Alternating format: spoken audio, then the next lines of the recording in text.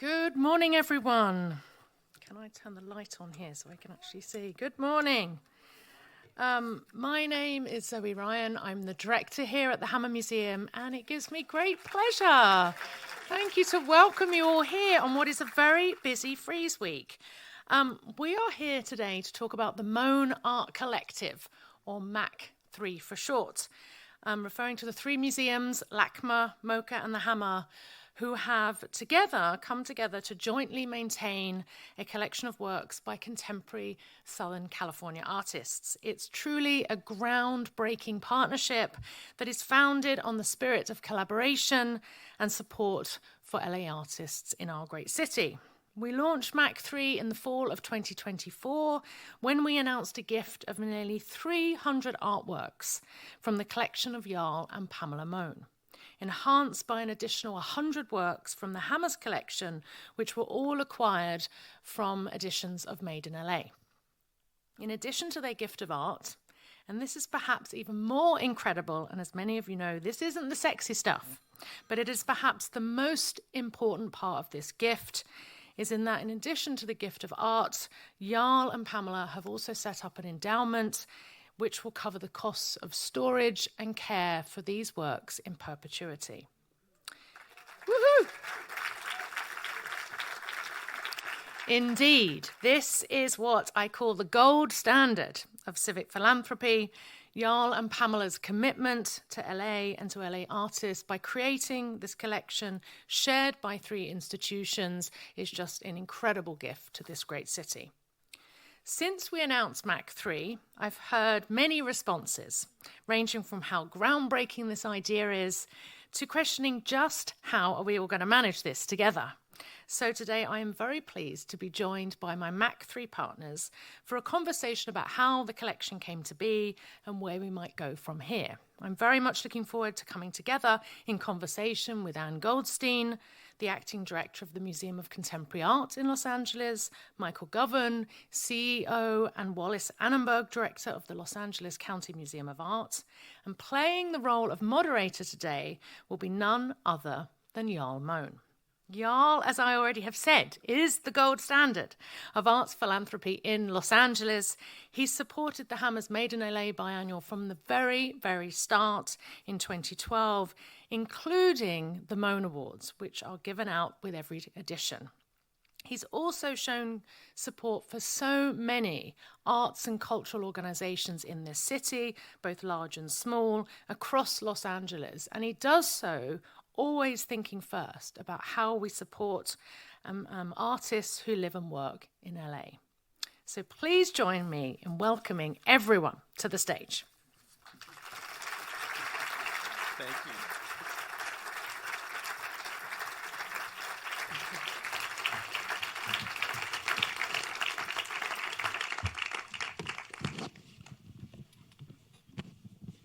Thank you so much. Thank you, Zoe, and welcome, everyone. Thank you for showing up today. It's a crazy week, right? We are the survivors. We're the ones that are still walking around. Well said. Of course, there are no promises that I'm going to make it through the hour. Well, we'll have to see how that goes.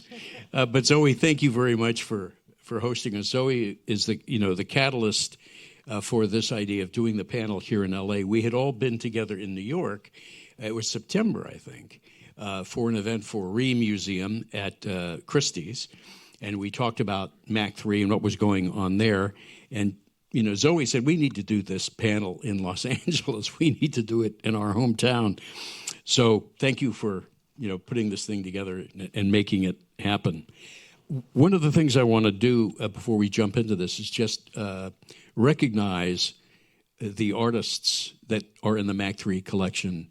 Can we have a show of hands from anybody? I know we have a number of MAC3 artists here. Wonderful.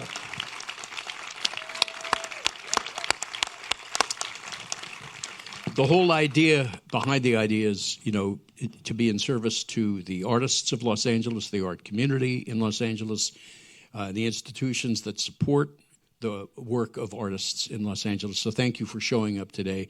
And thank you most of all for your creativity, your ideas, and the inspiration that you give all of us who are just, fans of art. It's really greatly appreciated. And I also want to acknowledge one other person before we jump in.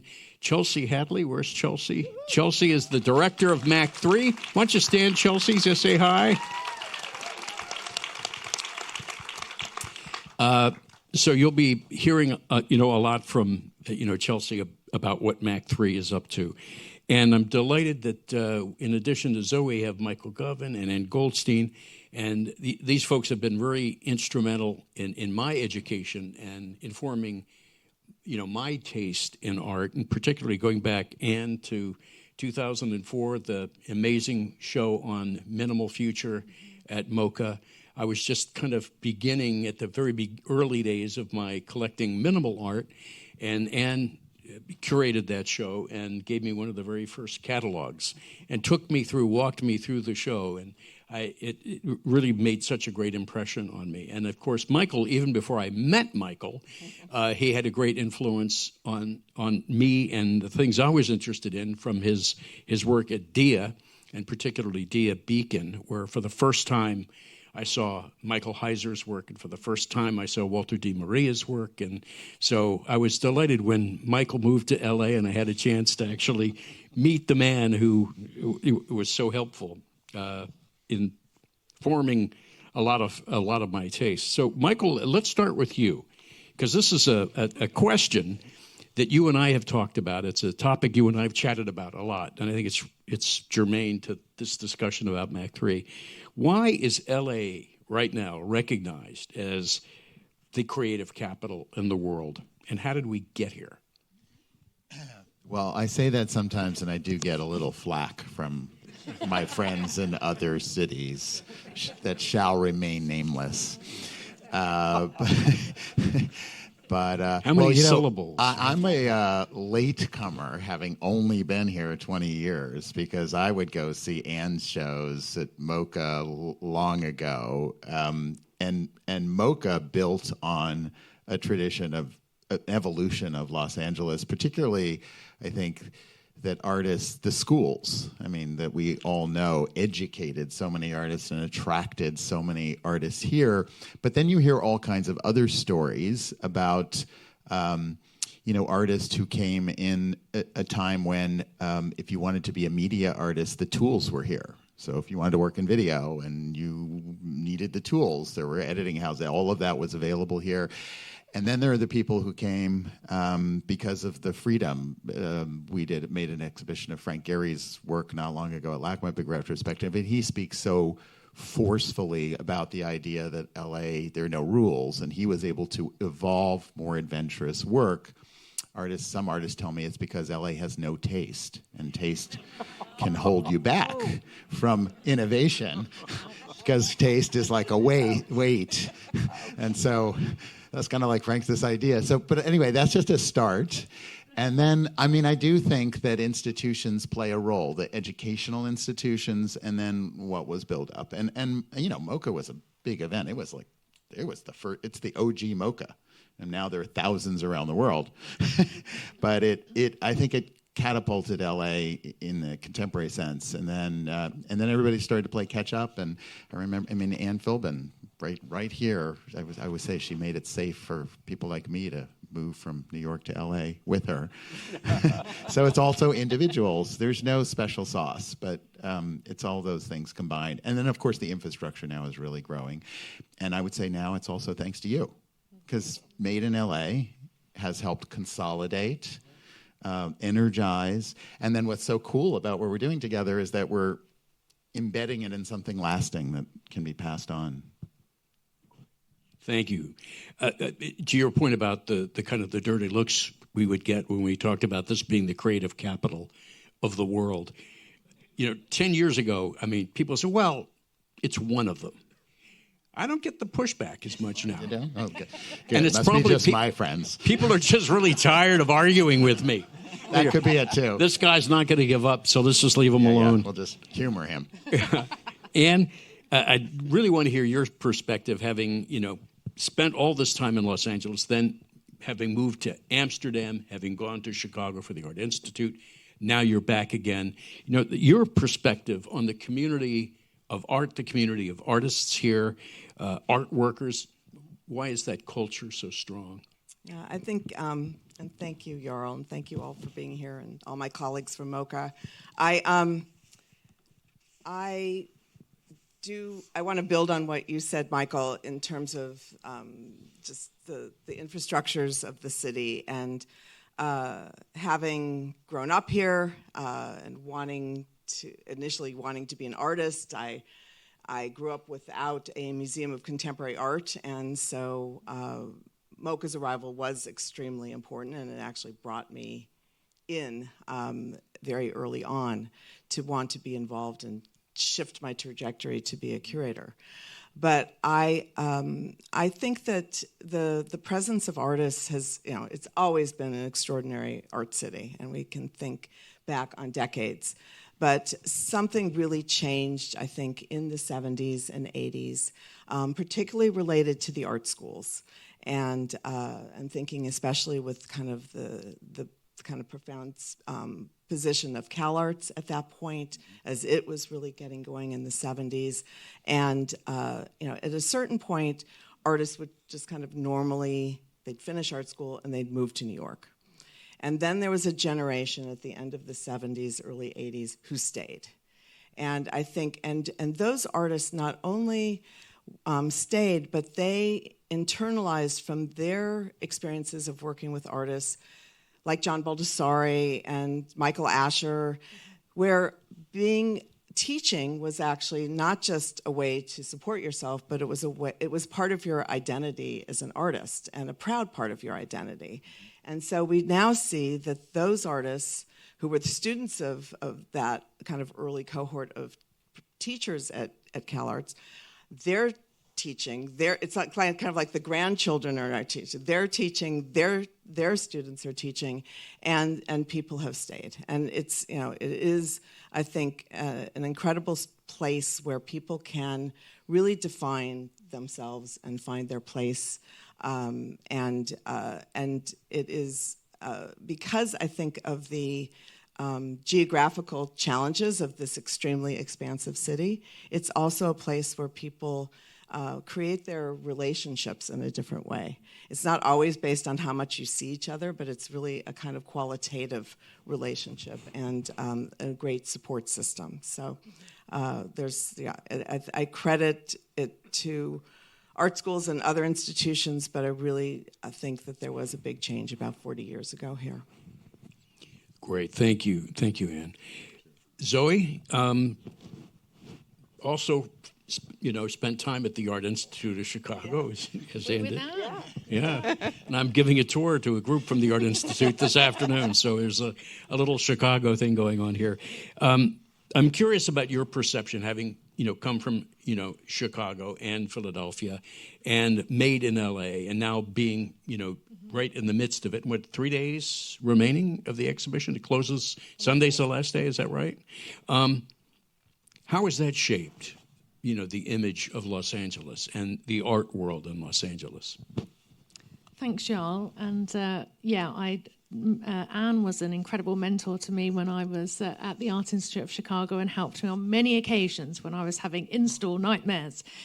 So I have a lot to thank Anne for, and it's amazing to have you back here. You're an inspiration. Oh, thanks, Anne. And, of course, Michael, it's always great to hang out with you. I don't want you to feel left out, But, yes, I'm going to get to Jarl in a minute, so I'll mention you in a minute, Jarl. But yeah, I was over here weeping internally. I think, obviously I want to echo everything that Anne and Michael have said. I think LA as an arts capital has really grown up as a result of so many factors. And amongst them, I think, is this community spiritedness, the spirit of collaboration amongst the institutions. You see that in MAC 3, but this is probably the most collegial city that I've ever worked in. It's sort of so simplistic to say that, but to have 3 great museums come together and work on projects is really unusual. So I'm thrilled to be a part of the group and the gang. Made in LA is now in its 7th edition. It closes this weekend, so if you haven't seen it, I urge you to rush upstairs as fast as you can to see it. And of course, I'm relatively new to Los Angeles, but its reputation really precedes it. I've watched it over the last years. I've come to see the biennial, and it's grown exponentially. So we've had more than 100,000 people through the biennial since it opened, which is incredible.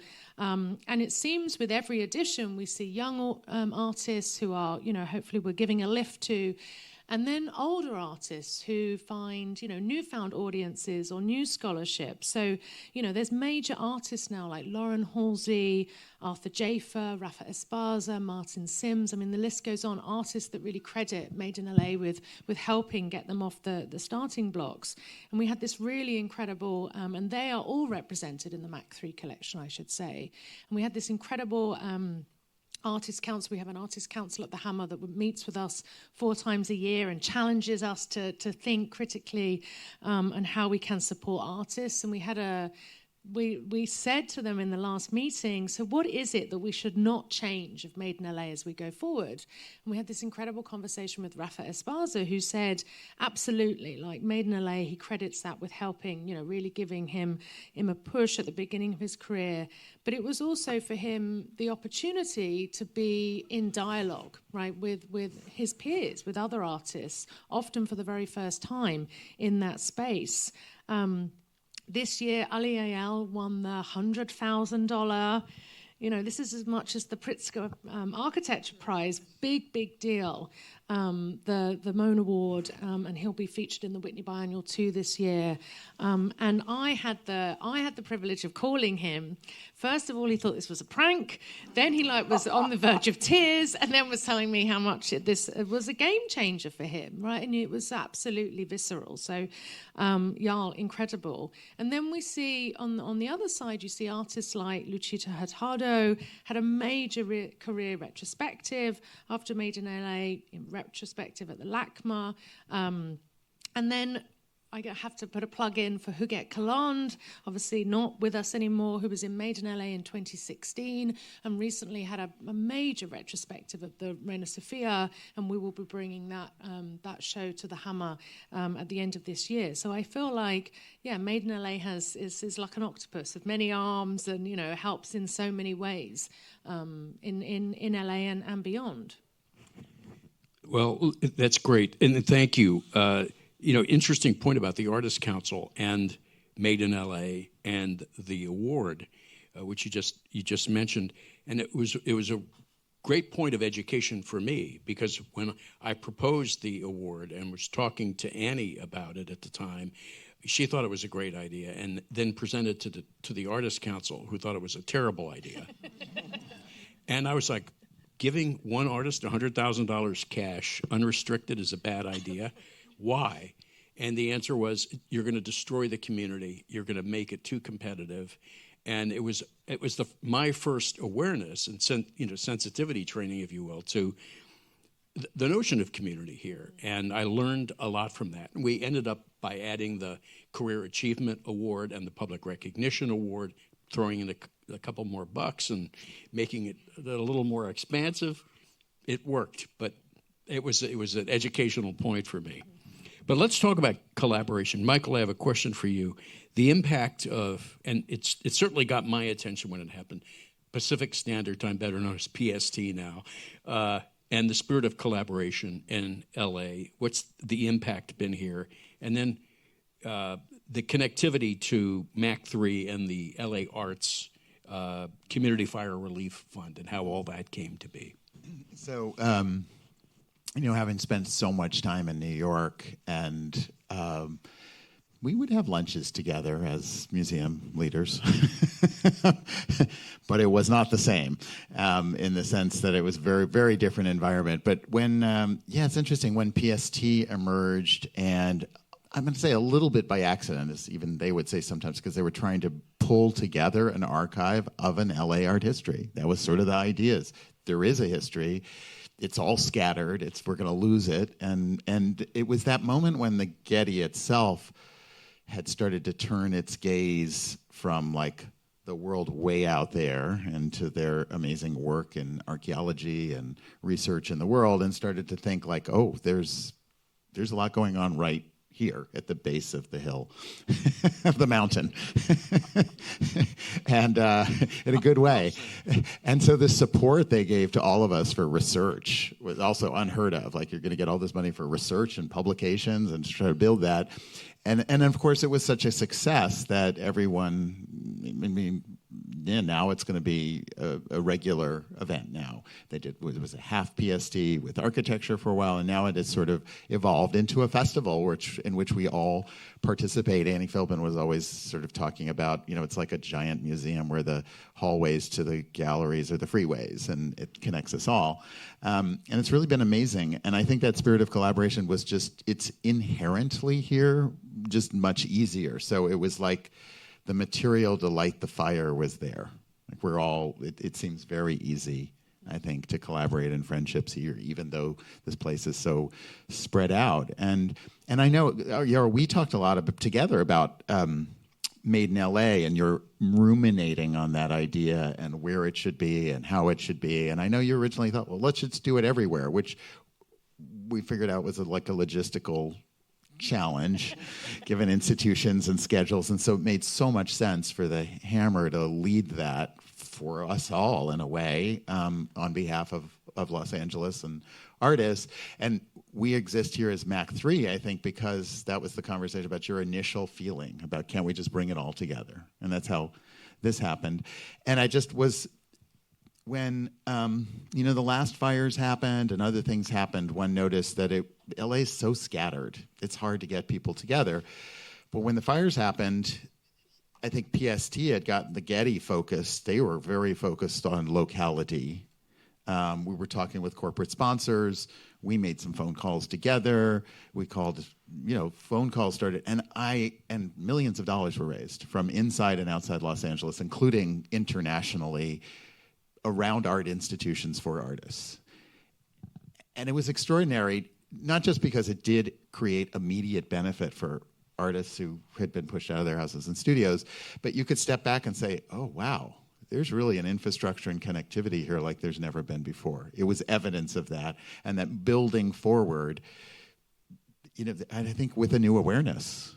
And in that wake, and it was MAC3 is born in there. So I think we're at a starting point, not an end point, of this Los Angeles imagination of what's possible in collaboration, and maybe doing it. And we have a lot of collaborative collections. With the Getty, we share collections. We share collections with Hammer. We share collections with MOCA. So the groundwork's been laid for a long time for those friendships. Great. And that is, I think it leads to this question I want to ask Ann. This is a question that comes up to me a lot since this notion of MAC3, first surfaced. Each one of your institutions, each one of these museums is going to continue to collect Los Angeles artists with your own particular point of view or prism. The question is, why share a collection then? And is this in any way going to interfere with your individual efforts to support LA artists? Yeah, and of course, I'm the most recent person entering into You're this. The least recent in LA and the most recent in this. Weird combination of all sorts of things. You have the whole arc. But just when everything was set up, I was not at MOCA, and it was very exciting to me to see this collaboration take place, and also just from my experience working in Amsterdam at the Stedelijk Museum, where we had, the Rijksmuseum was like 1,000 feet away, and they were collecting the same thing we were collecting in some ways. And so the Netherlands is a tiny country. It's got the same population as like the Los Angeles area. So and there was just incredible competition and no collaboration. And I remember I would bring things up and but the Boymans own something, or the Rijksmuseum, or we should be thinking about ourselves in a context. And there's certainly moments where it makes sense within our own kind of internal collection trajectory to have works. that fold into that story. But I love the idea of this as like thinking of ourselves in the company of others, and that the opportunity in your vision with Pamela was, to kind of start this idea of a civic collection. I think is really a great opportunity and a great extraordinary statement that makes so much sense for me here in Los Angeles because of the natural collaboration and the incredible wealth of artists that we have in here in the city. So, yeah, I don't know if you all want to add something. I think the thing that I have really appreciated, I mean, obviously, immediately we were getting together. I think there was the response to the fires for sure. I feel like my first week I was on the phone with Michael and then Johanna, really, having serious conversations about how we're going to help support artists. So there's all this sort of side effects because we're already talking and in collaboration. And then the other thing that's become so interesting to me is that we're learning about our collections, right? So when the curators are at the table talking about what your collection strategies are, what you've got, how things will fit with those, I think for the first time ever, we had a conversation internally about some gifts that were being gifted to us. And we asked a question about whether or not we were the right institution. And I think we could only have had that conversation. In the end, it wasn't. We were going to, venture forth to actually have a conversation with Anne. But I think we would never have had even a conversation like that to figure out, whether it made sense for something to come into the Hammer or another collection. We wouldn't have thought so civically, as you said, right? That these are collections, but when our three institutions thrive, the city thrives, right? And people see the collections as something where we can share. But I think having the ownership in MAC 3 solidifies this in a way that we haven't had before. Yeah, I mean, there's space for all things. But the thing that didn't exist was the collaborative part. And I think that is, I mean, we had it, but this so strengthens that potential. I mean, you can't have three institutions as vibrant as these and not have commitments to individual artists in depth and wanting to create a trajectory and a story. And of course, once you've built the context, you make those choices in that context. But we all know, and our curators know, by sharing their goals and what we have and what we do, we can do a much better job to create a legacy for artists working here and make sure we're not missing things and just being smarter about how to support the artists and an archive that'll be there for the world. So it's not an either or, it's kind of both and operating in different ways for sure. I would just also add, I know in your introduction, Zoe, I mean, the fact that you and Pamela so generously have supported collection care for this in terms of storage, and that really structuralizes it in a very, very important and productive way. So that can't emphasize it enough because, exactly. I mean, we do this at LACMA. For years, we're saying, do you think we could ask for a little support to take the work in? Because it costs us so much if it's a complicated work. And in our first conversations, you just said, well, and if we do this thing, Pamela and I are going to support the care, maintenance, storage. And you're just sitting there going, wow, that is, and that nationally and internationally, I think it's a, wake-up call for incentivizing curators, institutions, to really work with those collections because of the care. Well, thank you. And our hope is that we can at least begin the conversation so that people are a little more comfortable having the conversation. Well, I would ask you, like, you out of the gate, that's what you wanted to do. How did you think that through? Well, you didn't grow up in museums like on our side. No, but how did you do that? I knew that was a problem for you guys. It had been mentioned. But we mention it. By the way, we mention it all the time to a lot of people. No, it's pretty obvious. It's out there. We can mention it again. But it was, it was clear to me as a collector and having many conversations with you folks and others that it's a pain point for museums and for institutions.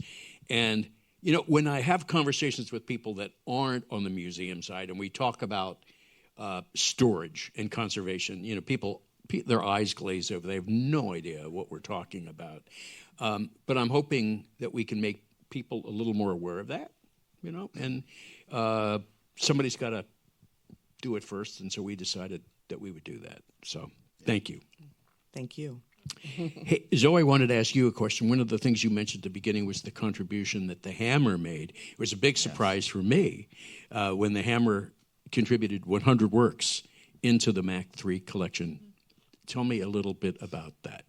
Yeah, I mean, I wasn't here for it, so I had to learn this too. And she wants to reconsider. Make something up. I'm like, let me rethink this. No, we're fully committed, and I do think I think there was a natural logic, right? We're creating a capsule collection, but in many ways, I think the other thing to point out is this is not the only way, right, that we collect work by LA artists. This is one entry point, and we're following artists, and obviously we want to go back to artists at different points in their careers.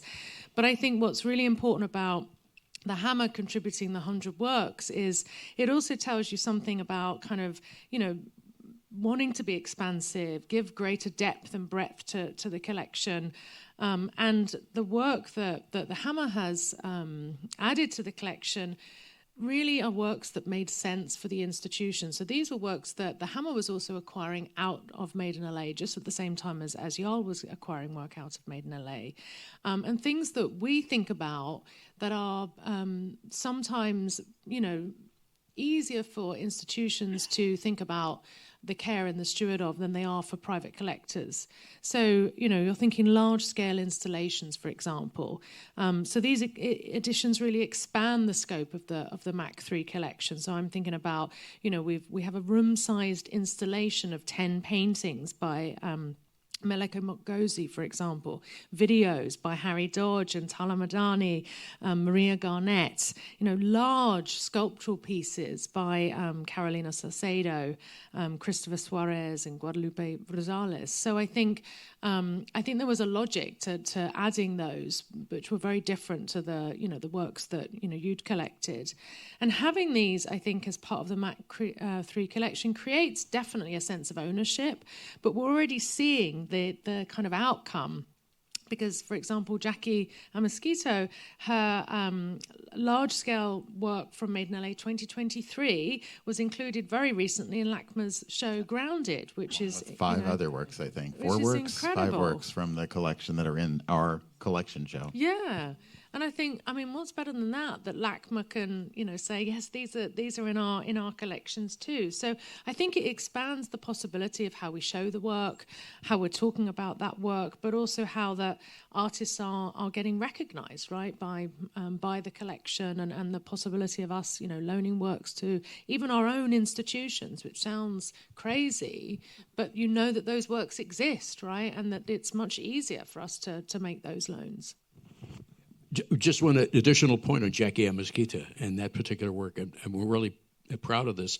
She, one of our other initiatives is supporting LA Nomadic Division, and we do land grants every year, Mohn land grants, and in the very first one we did was at Jackie Amosquita.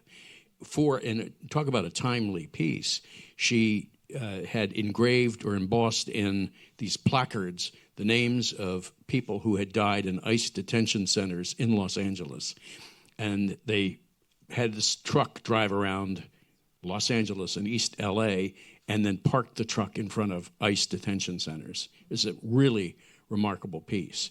And that was and then of course, the curators from Made in LA saw the work, and then the show ended up in Grounded. It's a great story of the evolution of one artist here. On the other end of the spectrum, I'm going to ask you this, Michael. Well-established, well-known LA artist, really represents what, LA creativity, Ed Ruscha, and his gift to MAC 3 of the promised gift of Noah Purifoy. How did that happen? Again, that for me was like a big surprise, like the 100 accidentally. Yeah. We were walking through the fair and looking at young artists. We had a list to go, and I guess we paused because there was a beautiful Noah Purifoy, and you can't not pause for a second. And Chelsea was there, actually, and it was off to the side. I was like, oh, that would be cool. Maybe we could get that for Mac 3. I knew it wasn't in, you wouldn't do that. That did make sense in your logic. And we were both joking because Ed Rouchet is such a supporter of NOAA and his work and the foundation and all of that. We said, well, maybe we can ask Ed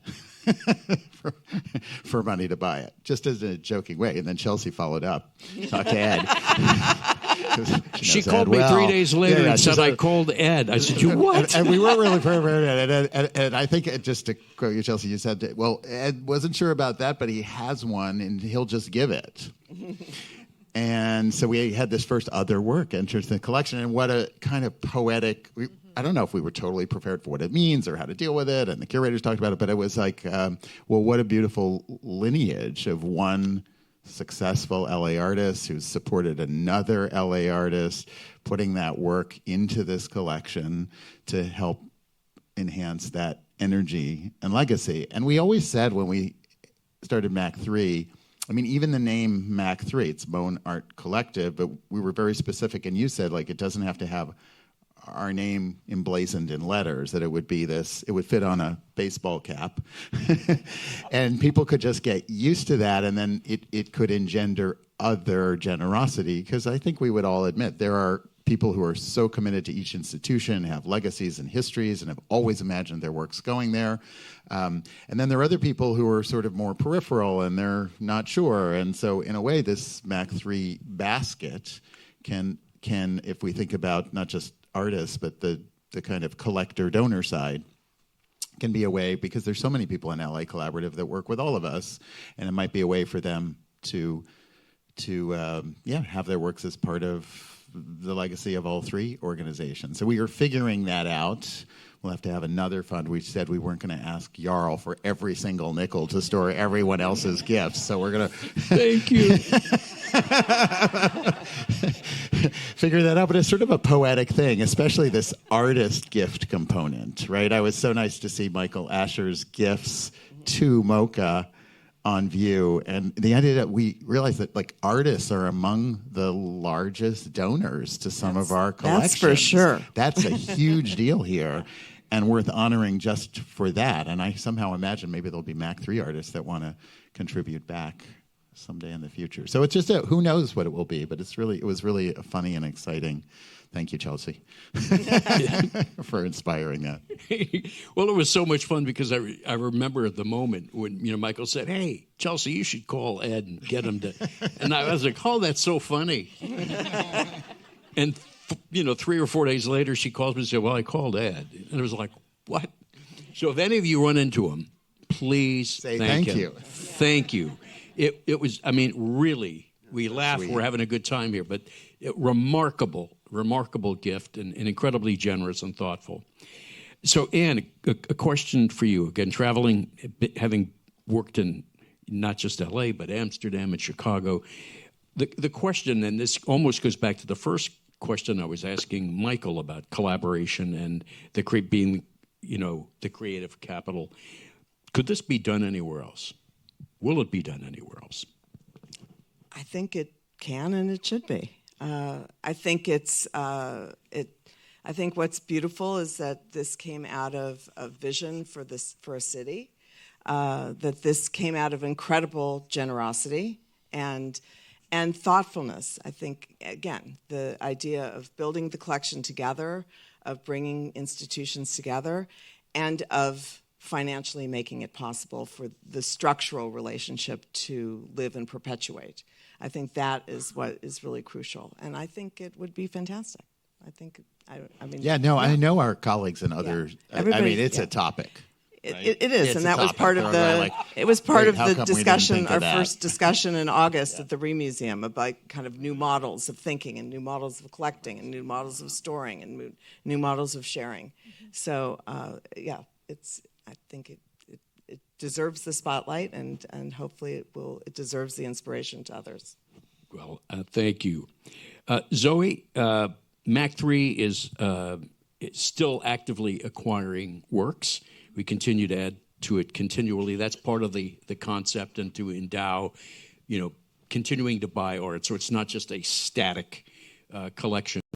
I know you have some news to share, and this, I think, will be a fun part of the program. Do you want to take over from here? That would be great. As some of you have heard yesterday, our curators, Erin, Clara and Rita, from all three institutions who are here in the room,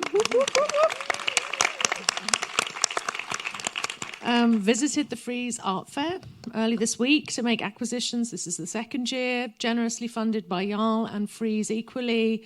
This is the second year that we've been able to acquire work straight out of the fair.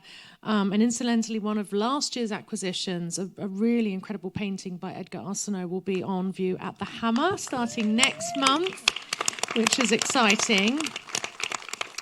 But this year, our curators have chosen 3 fantastic works.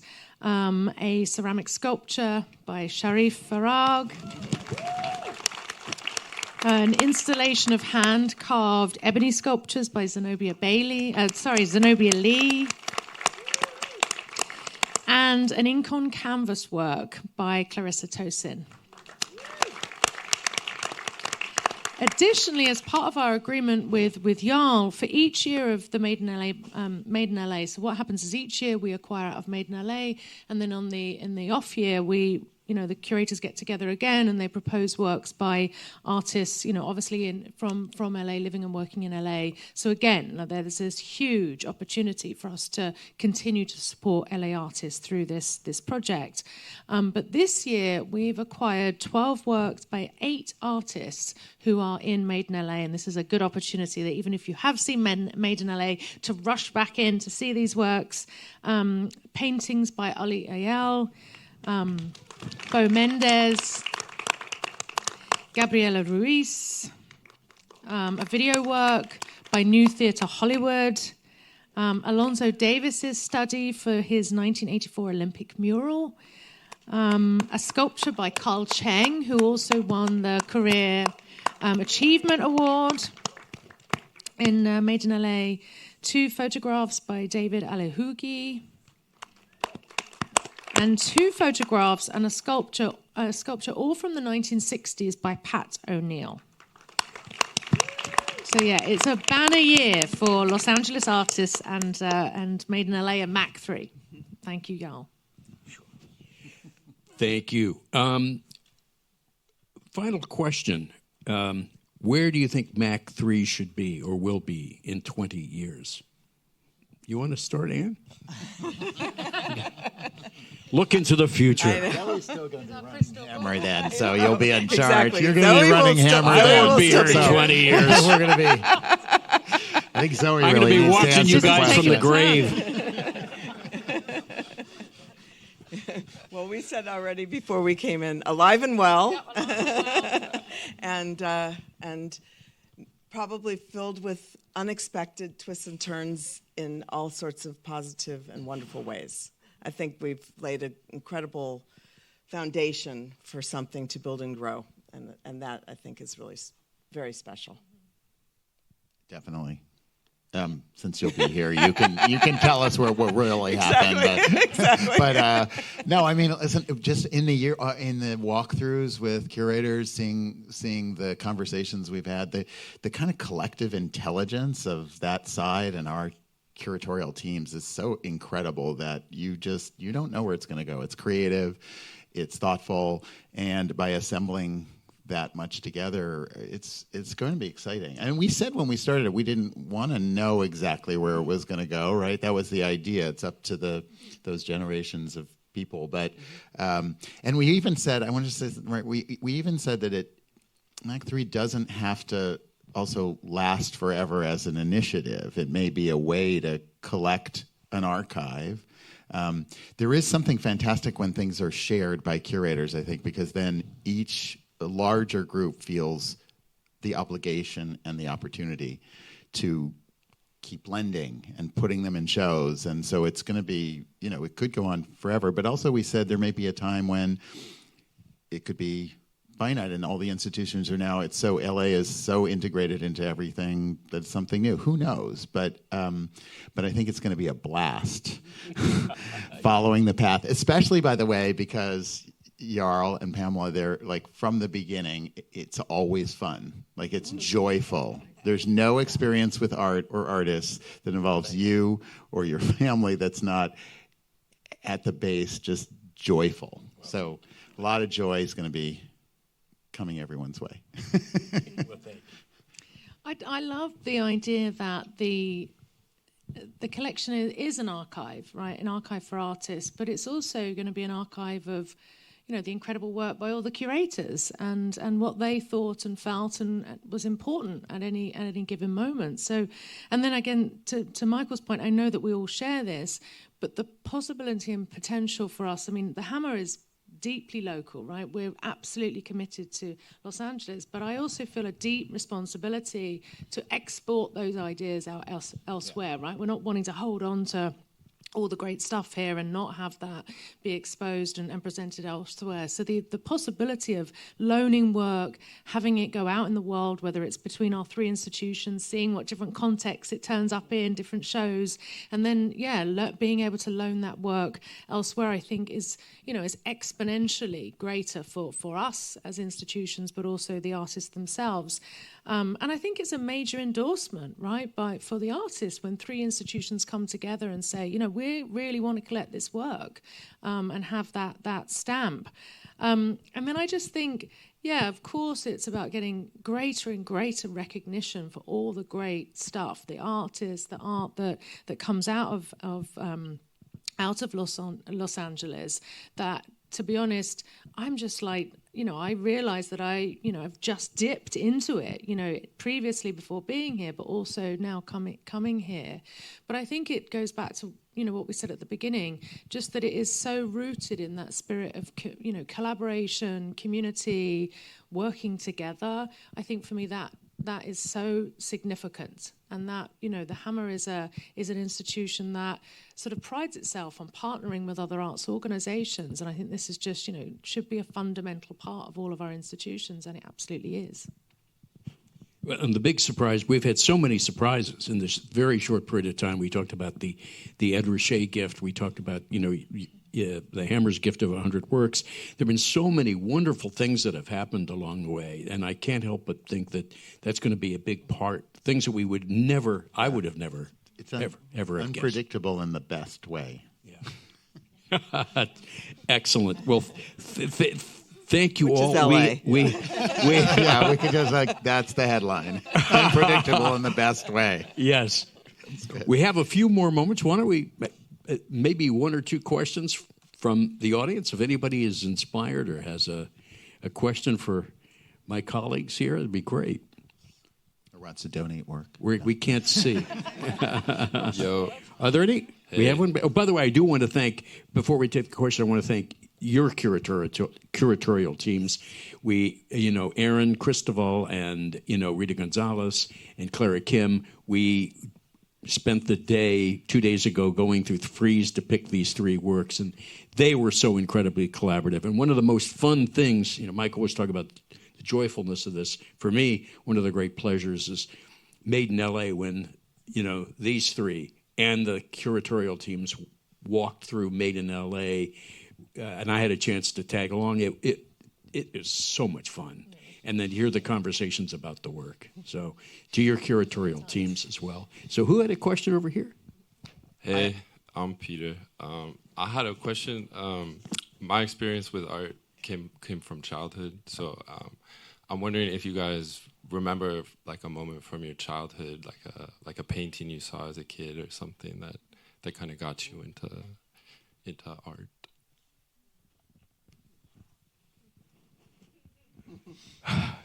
Yeah, leave that. I was surrounded by art, not contemporary art per se, but my mother was a textile designer, and she had all sorts of art supplies, and she would design graphics, or she would design patterns for textiles. And always I had art lessons as a child. All those art lessons did not particularly result in very much in terms of my abilities, but they did result in my love of people that can create art.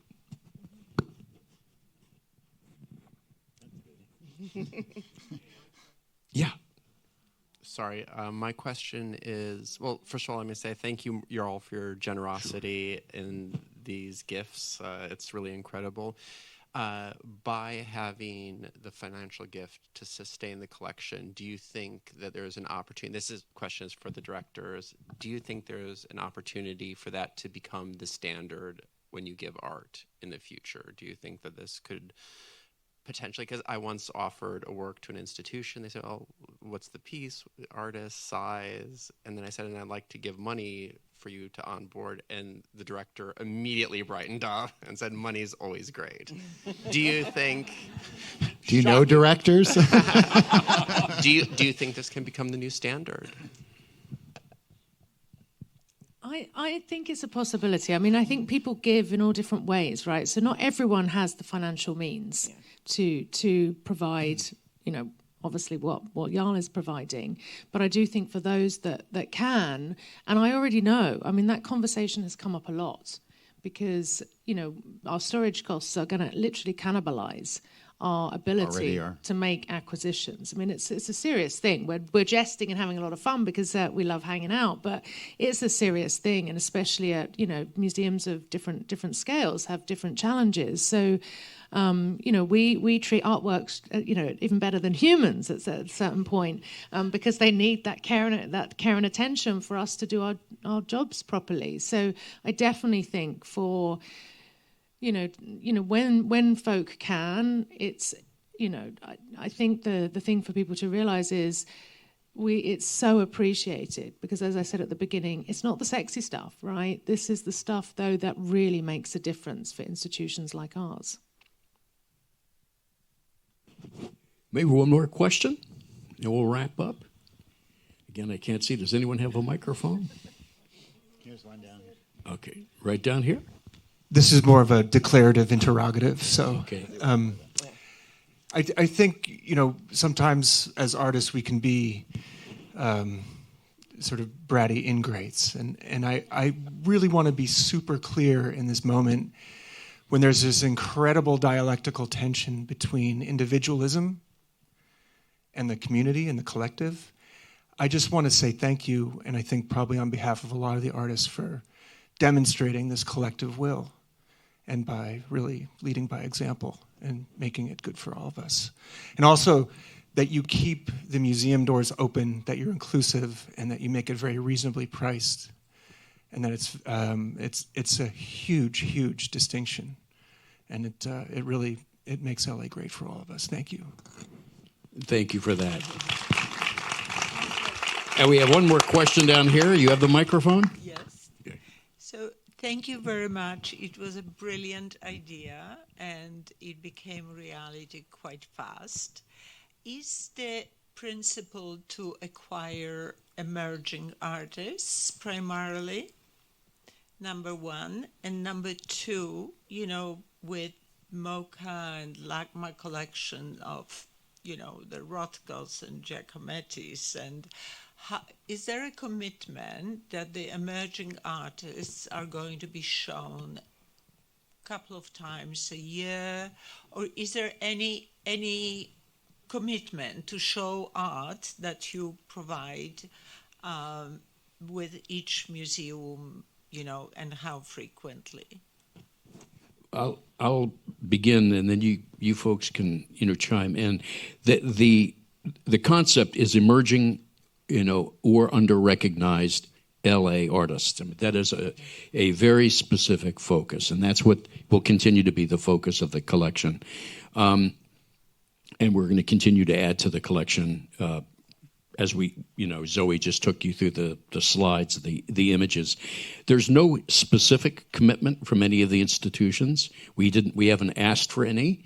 Though, you know, and what we've experienced is there's an incredible, I think right now, I think there's something like 20 works up today. It's a pretty outstanding, and I'm not counting the works that are up that you just acquired in Made in LA. I'm not even counting those. I don't think forcing, you know, the commitment is something that is interesting to me. I think the art and the work stands on its own.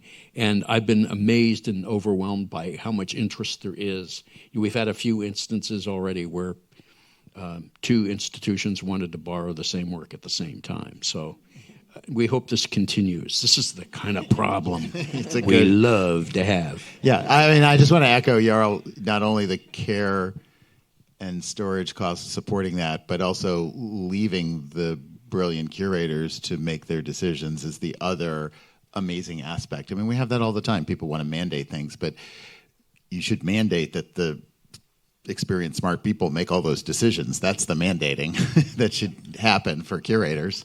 And then, by the way, say under-recognized and emerging, of course, already artists in MAC 3 are not that. So they will stay in the collection even when they become super famous and exceed Rothko or recognition in that way. So hopefully that is the result of that, because only, acquisition is the starting point for the institution, not for the artist, but it's a starting point.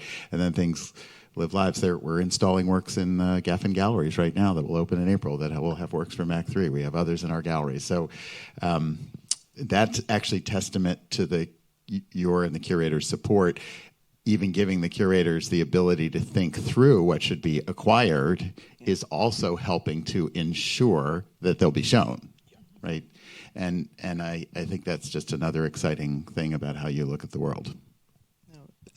We're always including works, and it's joyful. It's a kind of joyful and natural kind of attention to this incredible collection. And I think what you said, Michael, that it's been put together by the museums also with the vision and expertise of the curators. It makes for a kind of natural evolution. They're going to be shown. They're going to be shown. They're going to be visible. That was part of the method of the madness. It's like, if I'm just picking the work, it may not show up anywhere. By the way, you've been encouraging. You know what you're doing too. But it's been you've had that dialogue and asked questions and learned, and your own journey has been that in dialogue with the museums. It's been great fun for me and great learning. And I want to thank the three of you so much for your support and help. And this has been wonderful today. And thank you for showing up today in a very, very busy week. And just a shout out again to the artists that are here today, and particularly the MAC 3 artists. Thank you all.